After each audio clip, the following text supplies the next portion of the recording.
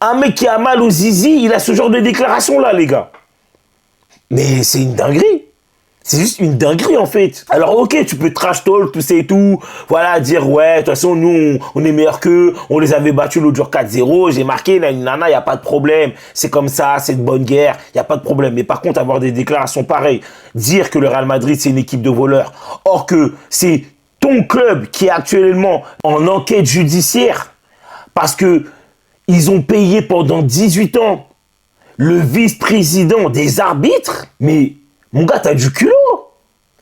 T'as clairement du culot. Lamine Yamal fait polémique. Il a eu des déclarations choc cette nuit, les amis. C'est juste une dinguerie. Il va falloir absolument qu'on en parle parce que franchement, même moi, je suis choqué. Je suis clairement choqué de sa déclaration.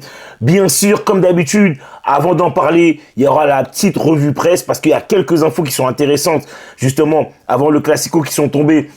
Et je trouve que c'est important que je vous relaie tout ça. Mais par contre, il faut absolument qu'on parle de Lamine Yamal parce que lui, il est barjot. Il est complètement barjot, limite. Il m'a énervé, les gars. Il m'a énervé. C'est juste une dinguerie. Comme d'habitude, hein, vous oubliez pas de vous abonner, vous appuyez sur la petite cloche, vous laissez un petit like et vous me laissez un commentaire pour me dire si pour vous, Lamine Yamal, il a pas pété les plombs. Parce que franchement, la déclaration, là, j'y pense, elle me choque encore, les amis. Let's go pour la vidéo. Bon, les gars, on va aller très vite pour la revue presse. On commence déjà par le quotidien Marca, qui met en avant la BMW, donc du coup Bellingham, Mbappé et Vini, à 2 jours du Classico entre le Real et le Barça. Et en gros, il déclare accélération de la BMW direction le Classico, les amis. Parce que oui, il y a de fortes chances que Bellingham soit titulaire, que Vinicius soit titulaire et que Mbappé soit titulaire. Maintenant, à voir est-ce qu'ils seront titulaires parce que on n'est pas à l'abri que Xabi Alonso nous sorte une surprise. On ne sait jamais avec lui. Mais en tout cas, le quotidien Marca met en avant le trio du Real Madrid. Mais de toute façon, on va voir est-ce que ces 3 joueurs-là seront titulaires. En parlant de titulaires, les amis, on a le retour sûr et certain pour le Classico de Carvajal, de Dani Ceballos, de Dean Huijsen, Asensio et de Trent Alexander-Arnold. Asensio, on n'avait pas trop de doutes parce qu'on a compris qu'en fait, en Ligue des Champions, quand il a été sorti, voilà, il avait une petite crampe. Mais en tout cas, pour Trent Alexander-Arnold, Dean Huijsen et Carvajal, on n'avait pas la certitude, et même Dani Ceballos. Mais en tout cas, aujourd'hui, on a la certitude, c'est que ces joueurs-là seront de retour pour le Classico. Maintenant, à voir, est-ce qu'ils seront titulaires ? J'en doute. Dean Huijsen, je pense qu'il y a de fortes chances qu'il soit titulaire. Mais pour le reste, j'ai réellement des doutes. Et pour continuer, les amis, cette info nous vient de ESPN Brésil. C'est sur le cas Endrick. Parce que Endrick, il a fixé les conditions pour son prêt au mois de janvier. Parce que effectivement, il va avoir du temps de jeu.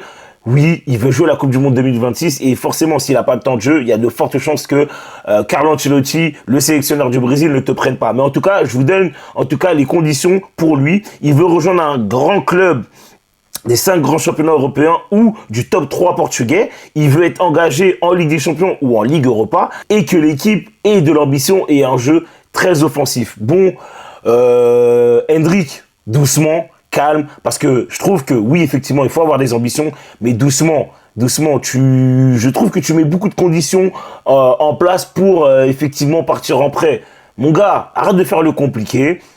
Ok, trouve le club qui te convient, mais je pense qu'il va falloir que tu réduises tes conditions à la baisse parce que je suis désolé, tu es encore jeune, tu as encore du temps devant toi. Je sais pas si tu as le niveau pour jouer dans des grands clubs et surtout en tant que remplaçant. Parce que dans ces grands clubs-là, il y a des vrais backups qui ont montré certaines choses et je pense que ça va pas être facile. Mais bon, à voir en tout cas au mois de janvier, est-ce qu'il va être prêté? C'est pas encore sûr, mais en tout cas, c'est les conditions de Endrick. Et maintenant, les amis, on va revenir sur une déclaration de Araújo avant le Classico. Et là, ça concerne Vinicius.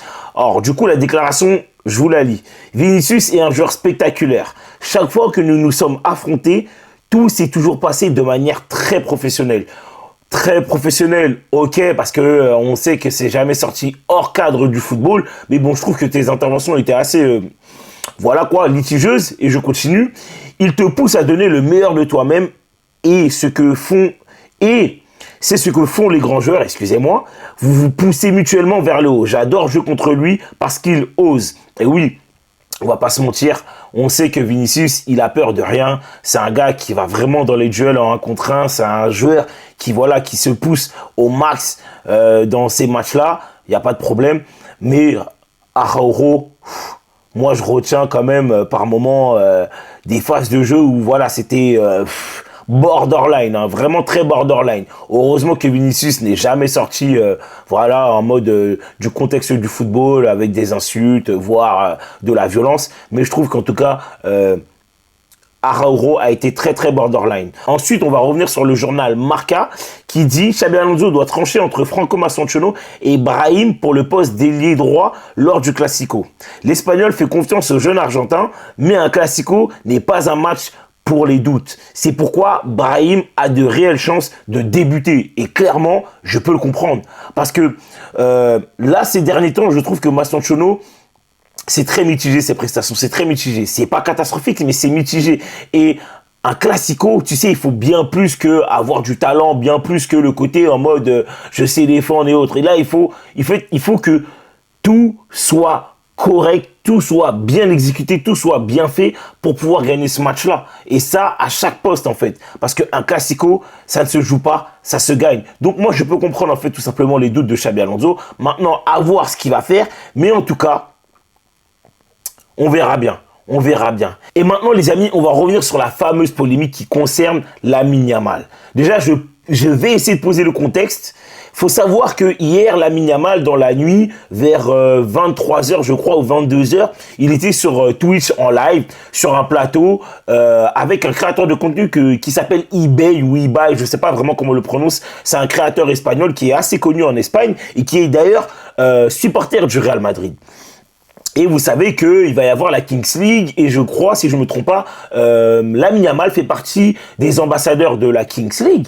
Et en gros, le créateur de contenu va lui poser une question concernant une équipe et Lamine Yamal va faire va avoir une déclaration par rapport au Real Madrid concernant cette équipe-là en question. Et je vous lis la déclaration. Les Porcinos, c'est comme le Real Madrid.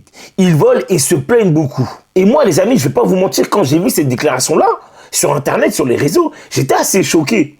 J'étais assez choqué parce que je me suis dit, ah ouais, quand même, Lamine Yamal, Classico, 2 jours avant, tu balances une bombe pareille, tu sais que ça va faire parler.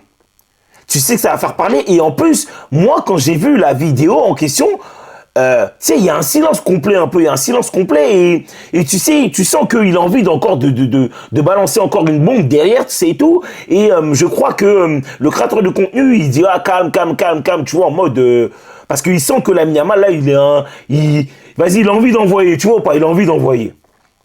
Et même derrière, en face to face, il a une autre déclaration qui pour moi, bon là c'est un peu compréhensible, où on lui dit ouais mais jouer au Bernabéu c'est compliqué, est-ce que ça va pas être trop chaud, Et en gros il dit ouais la dernière fois que j'y suis allé, ah oui on a gagné 4-0, tu sais, il dit ça, on a gagné 4-0 et en gros il dit ouais en plus j'ai marqué, mais tu sais en mode en rigolant et tout. Mais ça encore, cette déclaration là ne me dérange pas trop parce qu'en fait c'est du crash talk, c'est pour mettre un peu de l'huile sur le feu, tout ça et tout, et en fait j'ai envie de te dire c'est de bon enfant, voilà c'est comme ça, c'est le game.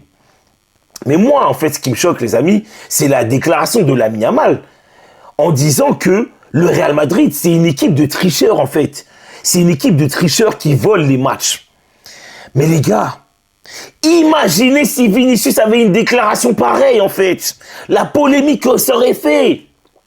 Déjà, excusez-moi, Vinicius subit du racisme, il subit un peu beaucoup d'injustices. Enfin bref, sur les terrains et en dehors, il y a beaucoup de choses concernant le cas Vinicius où ça fait beaucoup parler. Voilà, il subit beaucoup de choses qui pour moi sont injustes. On dit qu'il provoque, tout ça et tout, non. Mais imaginez si Vinicius Junior aurait eu les déclarations de Lamine Yamal, s'il vous plaît. Lamine Yamal, 18 ans. Lamine Yamal, leader du FC Barcelone, qui balance une phrase comme ça, une phrase pareille, concernant le Real Madrid. Les gars, ils ne respectent pas l'institution du Real Madrid. Et moi, dans mes souvenirs, j'ai pas souvenir qu'un joueur du Real Madrid, 2 jours ou 3 jours avant le Classico, balance un truc pareil. Et même, j'ai envie de vous dire, même dans la planète football, j'ai pas souvenir de ce type de déclaration-là, en fait. C'est une dinguerie. En fait, le gars, il est en train de déclarer que le Real Madrid, c'est une équipe de tricheurs, en fait, tout simplement. En général, vous savez, ce genre de déclaration-là, c'est après la carrière des joueurs de foot. Des Piqué, des Arbeloa, comment s'appelle l'Argentin, là, Agüero. Vous savez, des déclarations pareilles, on en voit tout le temps, en général, mais c'est après la carrière de ces joueurs-là. Mais jamais pendant. Et là, en plus de ça, d'après ce que j'ai vu, c'est qu'en fait, ça a fait parler sur El Chiringuito, sur Radio Marca, sur Marca. D'ailleurs, je vous mets les déclarations sur El Chiringuito. Il se croit roi du football. Il tend à peine la main à Ronaldo. Ses paroles sont scandaleuses. Et moi, je suis clairement d'accord. C'est lunaire ce que Lamine Yamal a sorti aujourd'hui. C'est complètement lunaire. Je n'ai jamais vu ça de toute ma vie. C'est juste une dinguerie. Et pour moi, je pense qu'il faut qu'il redescende clairement. Et je continue, défenseur central, qui dit « Il est temps de remettre Lamine Yamal à sa place. Il parle trop. » Et moi, je suis clairement d'accord avec eux. Radio Marca, les déclarations de Yamal sont très graves. Barcelone doit lui donner un avertissement en public ou en privé. Mais on ne peut pas fermer les yeux. Et ça, je suis d'accord. J'espère qu'il sera sanctionné par son club, parce que ce n'est pas normal. Et je peux vous dire que si jamais Vinicius avait eu de telles déclarations, je suis sûr qu'il aurait été sanctionné par le Real Madrid. Clairement. Et d'ailleurs, même, j'avais vu une info que comme quoi des gens disaient que si Vinicius avait eu des propos, c'est sûr qu'il serait fait têche par Florentino Pérez. C'est une dinguerie. C'est juste une dinguerie, les amis. Il faut qu'on ouvre les yeux, en fait. Un mec qui a mal au zizi, il a ce genre de déclaration-là, les gars. Mais c'est une dinguerie.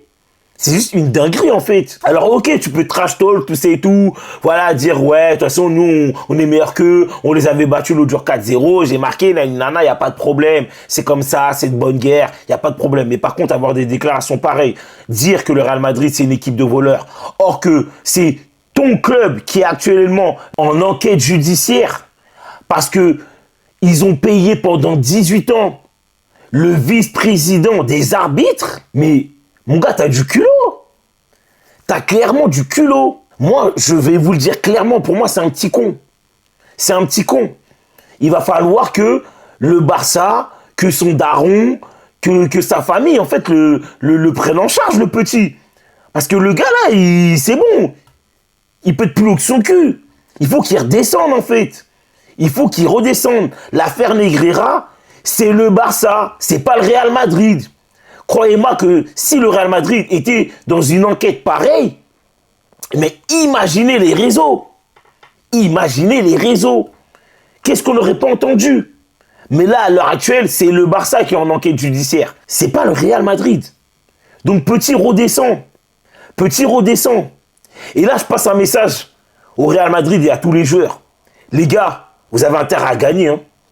Peu importe la manière, même si vous devez prendre 3 rouges, vous devez gagner ce putain de match, en fait. Parce que le petit, il parle trop, il ne nous respecte pas. Le petit parle trop, il ne nous respecte pas. Il faut le corriger, en fait. Parce que, encore une fois, moi, quand je dis ça, je dis pas qu'en mode, ouais, il faut venir, il faut le casser, il faut faire je sais pas quoi, nanana. Non, non, non, non, les gars. L'agressivité, là, ça va être sur le ballon va falloir l'avoir. Il va falloir avoir envie de gagner. Il va falloir gagner ces duels. Il va falloir être sans pitié.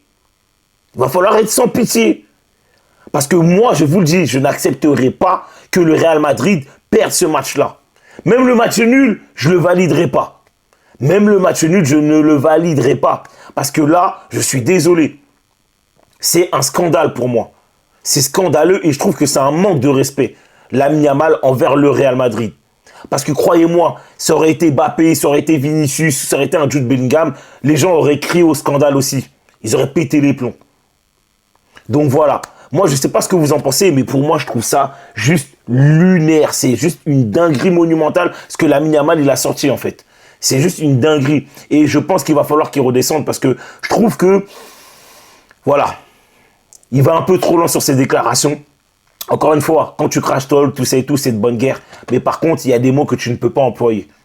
Il y a des mots que tu ne peux pas employer. Je pense que tu dois avoir du respect. Donc voilà les amis, j'attends vos commentaires. J'attends le petit like. Si vous avez kiffé la vidéo, n'hésitez pas à vous abonner, à appuyer sur la petite cloche pour être informé des prochaines vidéos. Et puis, on se dit à la prochaine hein, pour le Classico. Allez, ciao les fumiers.